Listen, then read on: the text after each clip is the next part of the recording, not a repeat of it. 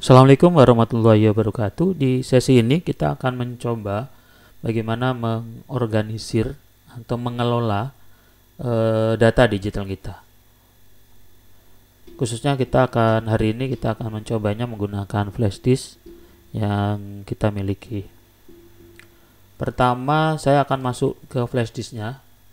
Nah, ini biasanya ketika kita mengakses komputer, di sini akan muncul sebelah kiri ya, ketika kita akses Windows Explorer, ini akan muncul banyak data di sini.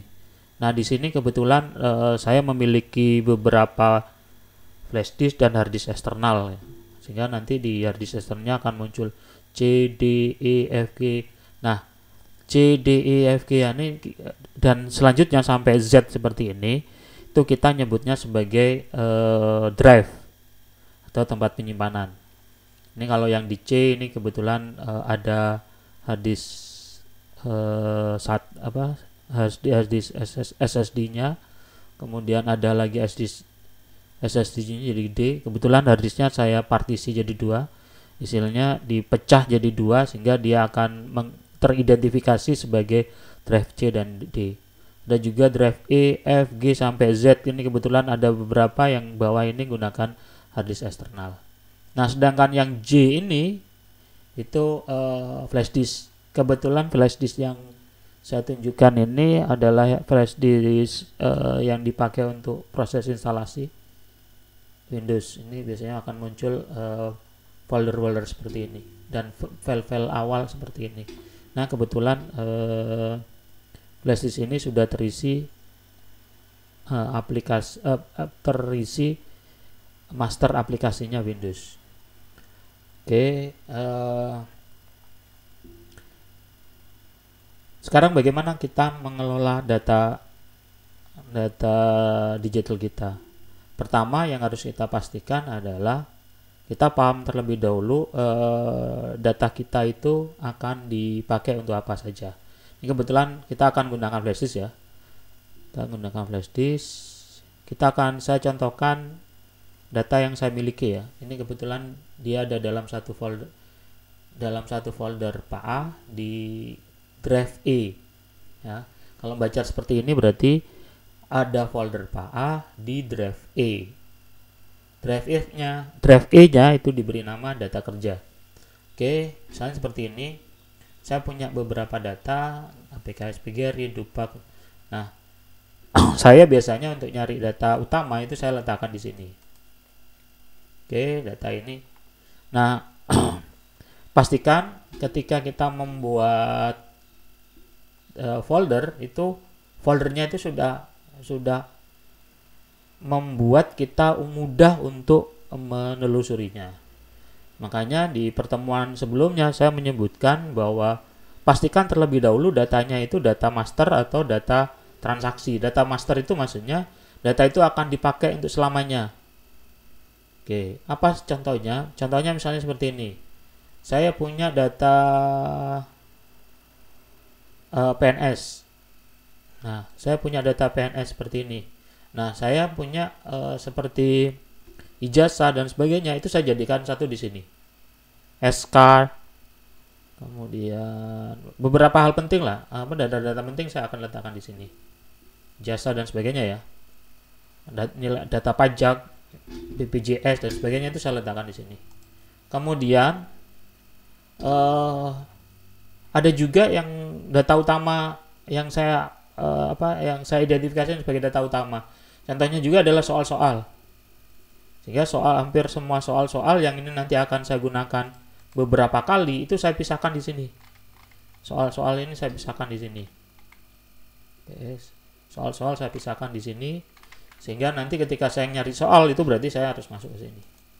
Nah, kemudian saya juga punya data yang setiap tahun itu berubah. Data itu setiap tahun berubah. Sehingga kayak misalnya gini. Di sini. Ini yang setiap tahun berubah.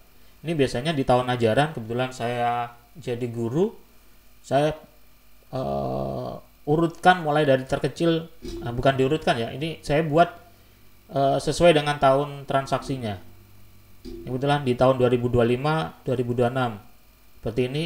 Di dalamnya juga saya pisahkan untuk kerjaan jadi kajur, ada adminnya Office 365, itu juga itu sudah saya pisahkan. Sehingga ketika saya mencari data itu adalah data yang terjadi pada urutan tahun, itu saya mudah mencarinya. Misalnya saya mencari data akun Office 365, nah itu saya cek di sini. Ini berarti akun Office 365 di tahun 2025. Kalau di 2024 saya tinggal masuk di sini, cari di admin. Ini data-datanya. Data kajur misalnya, jadwal dan sebagainya itu saya ceknya di sini. Sama juga di kajur di 2025-2006, datanya ada di sini. Oke. Sekarang bagaimana ketika saya menggunakan flash disk? Ketika saya menggunakan flash disk juga sama saja, tinggal kita masuk aja di flash disknya, kita buat aja nanti, misalnya kita ini masih kosong, ya tinggal buat aja baru new folder. Nanti misalnya saya buat di sini data master. Oke, misalnya seperti ini, kemudian saya buat lagi data transaksi, data tahunan. Oke, saya buat seperti ini. Nah, nanti misalnya di data master ini kalian boleh tambahkan di sini ijazah. Ya, nanti ijazah mulai dari TK, SD sampai yang terbaru itu kamu letakkan di sini. Oke, kemudian apalagi ijazah, identitas, profil, ada profil lah, kamu boleh letakkan di sini. Profil nanti bisa nanti diisikan di sini kayak KTP dan sebagainya ya, KTP, KK dan sebagainya, itu boleh diletakkan di sini. Kurikulum vitae nanti bisa diletakkan di sini. Oke, kemudian foto juga bisa diletakkan di sini. Nah, kemudian di data tahunan ini nanti kamu bisa buat, kalian juga bisa buat di sini misalnya tahun 2025, sehingga nanti kalau misalnya ada tugas dan sebagainya itu bisa diletakkan di sini 2025 ya, misalnya kamu sudah ngerjakan Ekurit, nah, ada file GDB-nya itu kamu bisa letakkan sini, atau ditugaskan bikin kurikulum vitae, nah bisa diletakkan di sini. Oke, nanti misalnya kalian dapat penugasan kurikulum vitae, bisa diletakkan di sini. Kalau kamu anggap kurikulum vitae-nya misalnya ini misalnya ini, kamu bikin CV ya di 2025. Nah, nanti ketika kamu anggap CV ini jadi data master yang akan dipakai di taman, nanti kamu boleh kopikan ini juga di data master.